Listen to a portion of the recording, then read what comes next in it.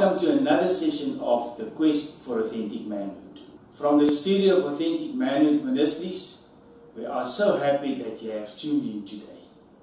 Last week we ended the second session of the four phases of manhood, namely the lover phase and the friend phase. The lover phase reflects relational energy and the friend phase reflects connecting energy.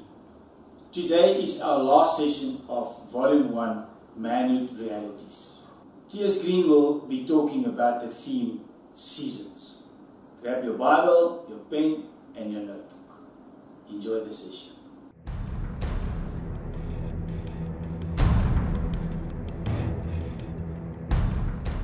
Well, guys, we spent the last two sessions talking about the different phases of manhood. We discussed the king, the warrior, the lover, and the friend. It's the idea that your manhood can't be just one-dimensional. It needs to be able to express itself appropriately given different situations. Now, men who are on the path of authentic manhood are not only aware of the different situations in their life, they're also aware of the different seasons of life. You can't just run the same play over and over again. What worked in your 20s won't necessarily work in your 40s and 50s. If you were about to set out on a journey into unknown territory, it wouldn't be too smart to begin without a map of some kind. That would be foolish. It could prove to be costly and even dangerous. You'd want to know what opportunities and threats are ahead. You'd want to know where others failed so you could avoid the same mistakes. And you'd want to know which paths led to success so you could chart your course and follow in their steps. So, in this final session of this leg in our journey, we're going to give you just such a map that will help you navigate the different seasons of your life. Living out authentic manhood in life hinges in large part on our ability to know what season of life we're in, what needs to be prioritized in that season, and what opportunities and threats that season presents. Life is more than just living from day to day. It's made up of back-to-back-to-back seasons of life. We need to fully understand the importance of recognizing specific life stages. So we want to give you 4 key ideas that help us smoothly transition through these seasons. First is the idea of reverse engineering. This term originally became popular through military and commercial espionage. A business or an army wanted to match the innovative features of one of its competitors. So what did they do?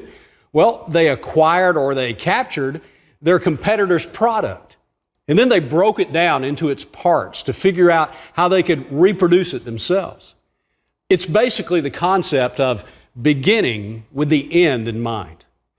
As men, we must figure out where we want to go, where we want to end up in life, and then determine the steps to get there. One thing that can help us along the way is examining the lives of godly men who have gone before us. How did they get where they are? It didn't just happen for them one day. So what we do is we apply our own reverse engineering. We examine the product of their lives and break it down into its parts. And we figure out how we can make some of the same strategic moves that they made.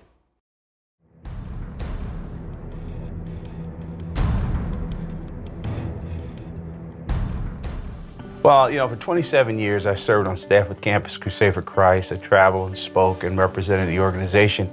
And, about 7, 8 years or so ago, I began to sense that God wanted me to shepherd and to pastor. And this right here, obviously, this is my bride, the joy of my life. And we've been married 40 years, and she's a sweetheart. These are our kids, Brian and Heather and Brendan and Holly. One of the things we did with our boys when they were 13 years old is that we brought other men into their lives because I realized that they needed more than what I could give them. They had to write out their goals for the year, had to write out what they were believing God to do in their lives, what they wanted to see accomplished. because it's during that season in your life where what's been invested in you will sprout. It's pretty remarkable that both of our sons are preaching now, and all of our kids love Jesus, and God does things in spite of us. I think it's terribly important during the summer years of your life that you learn brokenness and you learn lessons in confession of failure. You begin to live by the intangibles of life. If you're not careful, you'll forget the long-range view. That what we do every single day is exponential. And you don't define yourself one-dimensionally. That's a huge mistake. Huge mistake. We paint ourselves in the corner and we start defining ourselves based on our jobs or how many zeros I have in my paycheck or all these other external things. While I'm working, I glance at them and think about what's really important in life. Every other season, you gotta be living out the intangibles, because you're developing an account morally, your character, with your relationship, with your choices, that you're going to have to start withdrawing. And I think it's in the fall, but particularly the winter, but in the fall you start withdrawing from that account. One of my prized possessions here, Milton was the son of a slave, my great-grandfather, Peter. He had this in the family Bible, and he wrote this in his own hand, and his father, Peter, was illiterate as a slave.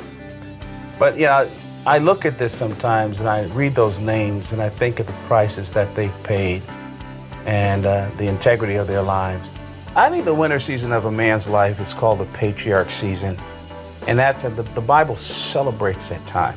And patriarchs, and this ought to be a time in our lives when we prepare a generation for a time that we cannot see. One of the things that I've learned as I've gone through these seasons in my life, number one, you need to be a learner, to journal and learn. And then number two, this sounds like a negative word, but it's a powerful word. You need to be a repenter. As you go through each one of these phases in your life, you celebrate what God has done, the experiences that you have, and you learn from them so that you become better. And what ends up happening as you go from, say, springtime to summer to fall, and now you're facing the winter of your life, well, you've accumulated so much experience, and there's so much wealth of knowledge you can give. And that leads us to the second key idea. It's the power of mentorship. Each of us needs to have men in our lives who have already experienced the season of life that we're in right now. So if you're in your 20s, you would be wise to have a man in his 30s or 40s who can advise you as you develop vocational skills and start a family. If you're in your 40s or 50s, you would be wise to have men in their 60s and 70s helping you prepare for the transition into those years. The third key idea is that of transition. According to the experts, men undergo very predictable transitions between certain stages of life. And in these transitions, men often feel restless. They feel unsettled and insecure. They experience a very real need to reevaluate themselves or reinvent themselves if they're going to feel a sense of worth in the next season of life. Guys, since we know these transition periods are coming, we would be wise to plan for them. So in this session, we're going to point out the major transitions to you and offer advice on how you can manage them well. We also need to be aware that those around us will also undergo transitions. The needs of our spouse and our children will change with each season, and we need to be in tune with those needs. Are you still treating your teenage children like little kids? Are you helping your wife prepare for the empty nest years that are ahead? Wise is the man who is aware of the transitions his family is going through. The final key idea is a principle that comes from the Bible. It's called the laws of the harvest. The laws of the harvest. These laws are a metaphor that's taken from the world of agriculture. The first law is we reap what we sow. The second is we reap more than we sow. And the third is we reap in a different season than we sow. It's crucial for us to understand that the decisions we make today matter, not just for today. They also shape our future seasons. The harvest in the future seasons of our life is in a large way determined by the investments we make in the present. What we're sowing today will come back to us, and oftentimes in greater measure. In this session, we're going to map out the 4 seasons of life. And as we work through this map, it's important to know that this is a big picture process. Some of the issues that we'll discuss for each stage are generalizations. Every man's life experiences are unique, so we won't be creating an exact checklist for you to follow. Now, with these key principles in mind, let's get started. Let's lay out a map to help us navigate through the seasons of a man's life. Think of the first season of a man's life as spring. And it's all about him coming to terms with his identity. This is the childhood and adolescence stage. It should end somewhere between the ages of 18 and 22. It's in this season that a boy becomes a man, at least physically speaking. Whether he thinks or acts manly will depend on a number of factors. The key to this stage is transitioning into adulthood well. This is when he begins to make a break with a home he grew up in. He takes a job, or he goes to college, or he joins the military, or he assumes some new responsibility. But during this time of transition in his life, and this is critical, he must grow up. This is a season when life finally stares a man in the face, and he can no longer just live under the wing of his mom and his dad. To succeed, he must transition into manhood. The main questions he must begin to answer in this stage of life are, who am I? And who am I not? Will he be satisfied with being big or little? Musical or mechanical? Athletic or academic? Will he be satisfied with being introverted or extroverted? Handsome or plain? He must wrestle with his identity, and coming to terms with both his talents and his limitations is essential. Accepting how God has made him will help set him up to succeed in the next stage of life. Now, again, think of this season as spring, when all of those things are beginning to emerge, and he's identifying who he is and who he is not. The next season of life is summer, a man's 20s and 30s. The 20s should be the first adult stage of a man's life. The first part of this summer season is about learning, and with it comes some very real threats or dangers. For a lot of guys in their 20s, there's the danger that they'll get lost in an extended period of adolescence and pursue boyish behaviors indefinitely. In effect, to never grow up. But we learned in previous sessions that extended adolescence is not an option for authentic manhood. Another significant danger for a man during his 20s, and this applies to every stage really, but especially here, is how he handles his sexual energy. He must decide, is this sexual energy going to dominate me, or am I going to use it in a principled manner? Is passion going to be something I use, or does it use me? Just about every man will agree this. Sexual intensity is always part of a man's life. I mean, ask some of the older guys, okay? Whether you're 20 or 80, lust is a factor. The question is this: is sexual energy going to be our friend or our master? The Apostle Paul makes it pretty clear for us in 1 Thessalonians. Listen to what he says, chapter 4. He says, "For this is the will of God, your sanctification, that you abstain from sexual immorality, that each one of you know how to control his own body in holiness and honor, not in the passion of lust like the Gentiles who do not know God." Now, does that mean that you can't be sexual? Not at all. This is not a disclaimer on sexual energy. It's a disclaimer on sexual immorality. There's a difference. God created sex, and it should be enjoyed. And it should be one of the great blessings of marriage. But it has to be handled in a principled manner. Otherwise, it becomes your master, and you become its slave. If that happens, it will do great harm to a man, and he'll find himself dealing with the damage later. Those are two very real dangers that must not be ignored. But this season also brings with it a major opportunity.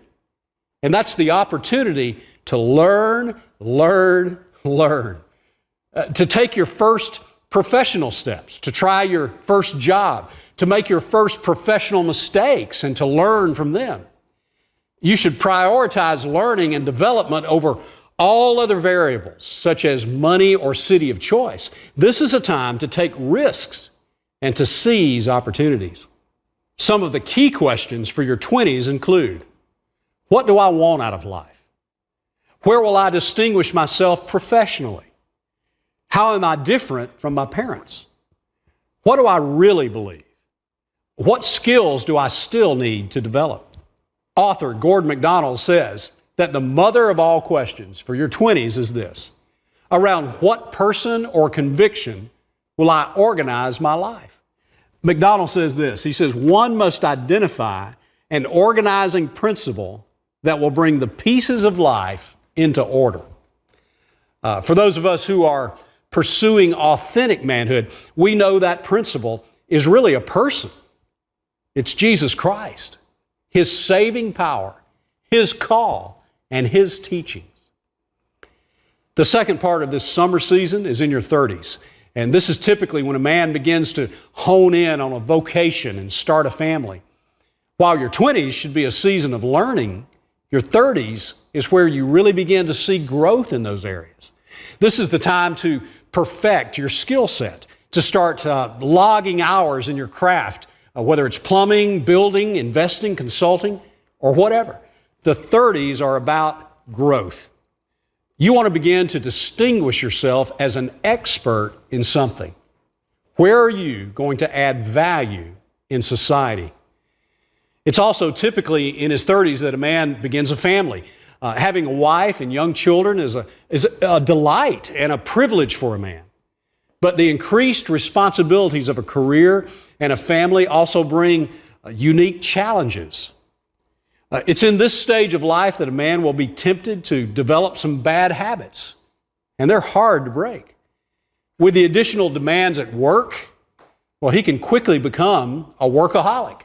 With the increased relational demands of a wife and young kids at home, well, he can quickly become disconnected from God in character-shaping relationships with other men.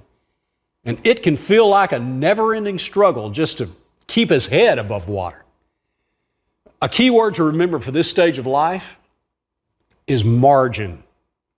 Working hard is a good thing. So is spending time with your family. So is developing your relationship with God, and so is cultivating authentic friendships with other men. Now, can you feel the tension in that? In the middle of all those good pursuits, you must make it your goal to create margin so you can move gracefully in and out of those important areas. Without margin, do you know what's compromised? Relationships. You may have a lot of acquaintances, but no soul-level connections. And your family is just getting the leftovers. Satisfying authentic relationships requires time and vulnerability. Without margin, it's just not going to happen. As you navigate through this stage, it's important to remember that it won't last forever. The long nights with babies crying will eventually pass. Toddlers will grow up. Life will become more manageable. I run into young fathers in their 30s, and sometimes I can just see the weariness in their face. And I want to remind them to embrace this unique time when their kids are young, because it won't last forever, and they'll have several decades on the back end of life when the kids are out of the house. There are two key questions for your 30s. How do I prioritize the demands made on my life?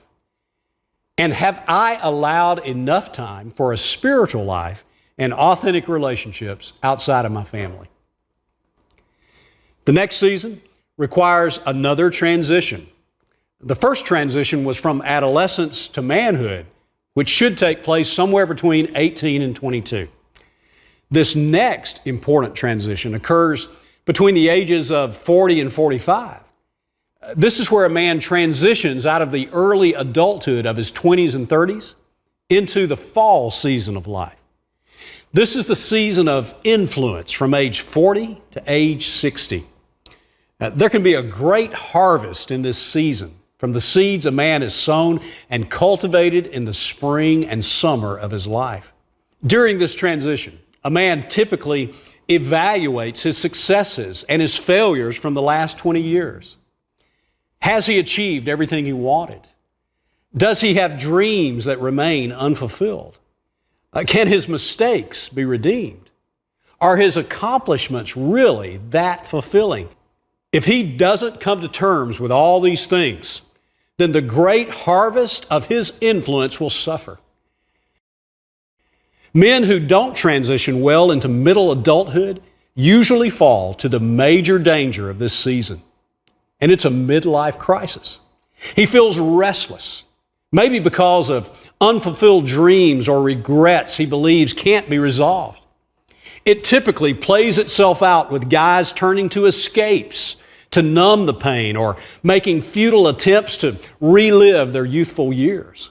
They often develop a preoccupation with recreational gadgets or alcohol, gambling, internet pornography, or possibly even an extramarital affair. The great opportunity in this season of life can be summed up in one word: influence. Influence. It's in this season that a man can be more powerful and productive than he has ever been before. It is in this season that he's on center stage. David Levinson calls men between the ages of 45 to 60 the dominant generation.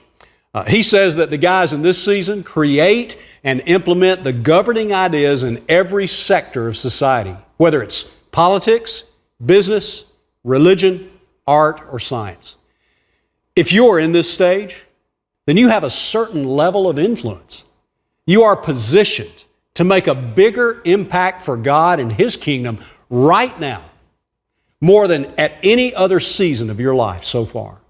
You have the incredible opportunity to accept the responsibility of your influence, to be creative, and to use your influence to lead courageously. Your 60s and beyond is generally considered to be the winter season of life. This is also known as the sage season. And this is the time when a man should be marked by wisdom, experience, and respect.